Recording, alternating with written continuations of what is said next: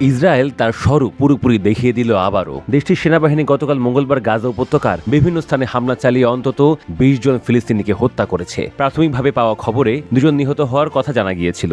দক্ষিণ রাফা এলাকায় গোলাগুলির ঘটনায় এক ইসরায়েলি সেনা আহত হওয়ার পর ইসরায়েলের দেশটির প্রধানমন্ত্রী বেনিয়ামিন নেতানিয়াহু জোরালো হামলা চালানোর নির্দেশ দেন।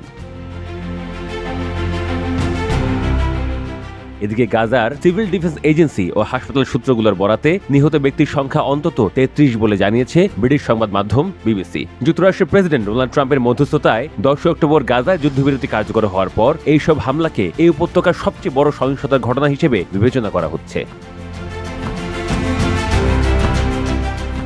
ফিলিস্তিনের প্রতিরোধ গোষ্ঠীর সামরিক শাখা আল কাসাম ব্রিগেড ইসরায়েলের বিরুদ্ধে যুদ্ধবিরতি ভাঙার অভিযোগ এনে বলেছে, নিখোঁজ একজন ইসরায়েলি জিম্মির মরদেহ হস্তান্তর করার পরিকল্পনা তারা আপাতত স্থগিত রাখবে।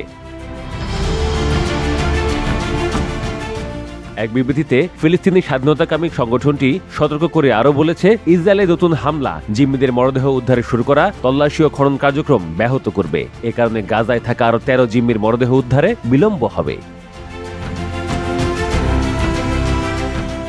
ওয়াশিংটনে ক্যাপিটল হিলে যুক্তরাষ্ট্রের ভাইস প্রেসিডেন্ট জেডি ভ্যান্স বলেন যে উভয় পক্ষের লঙ্ঘনের অভিযোগ সত্ত্বেও যুদ্ধবিরতি এখনও কার্যকর আছে। ছোটখাটো সংঘর্ষ হতেই পারে, সাংবাদিকদের বলেন জেডি ভ্যান্স। আমরা জানি ফিলিস্তিনি প্রতিরোধ গোষ্ঠী বা গাজার ভেতরে অন্য কেউ একজন ইসরায়েলি সেনাকে আক্রমণ করেছে। ইসরায়েলের প্রতিক্রিয়া আশা করাই যায়। তবু প্রেসিডেন্টের শান্তি চুক্তি টিকে থাকবে বলে আমি মনে করি।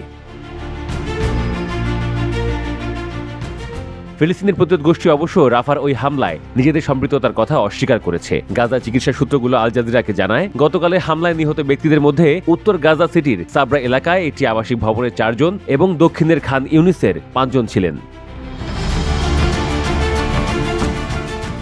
সূত্রগুলো আরও জানায়, হামলায় অন্তত ৫০ জন আহত হয়েছেন। আল জাজিরা জানিয়েছে, আল শিফা হাসপাতালের পেছনে একটি ক্ষেপণাস্ত্র পড়েছে। গাজার আকাশ জুড়ে ইসরায়েলের ড্রোনে তৎপরতা ছিল ব্যাপক। গণমাধ্যমটি আরও জানায়, ওই ক্ষেপণাস্ত্রের আঘাতে বড় বিস্ফোরণ হয় বলে প্রত্যক্ষদর্শীরা জানান। হামলায় হাসপাতালের রোগী ও কর্মীদের মধ্যে আতঙ্ক ও বিশৃঙ্খলা তৈরি হয়। আর হামলার পর পার্শ্ববর্তী সাবরা এলাকায় ধ্বংসস্তূপে আটকে পড়া ফিলিস্তিনিদের উদ্ধারে সারা রাত চলেছে তল্লাশি ও খোঁড়াখুঁড়ি। উদ্ধারকর্মীরা খালি হাতে ধ্বংসাবশেষ সরানোর চেষ্টা করেন। চিকিৎসকেরা জানান, আহত ব্যক্তিদের মধ্যে নারী ও শিশুও রয়েছে। ঘটনাস্থলে থাকা সিভিল ডিফেন্সের কর্মীরা বলেন যে ইসরায়েলের হামলা যুদ্ধবিরতির স্পষ্ট লঙ্ঘন। তারা হতাহত কয়েকজনকে পেয়েছেন। যতজনকে সম্ভব উদ্ধার করার জন্য তারা হাসপাতাল ভবন তল্লাশিও করেছেন।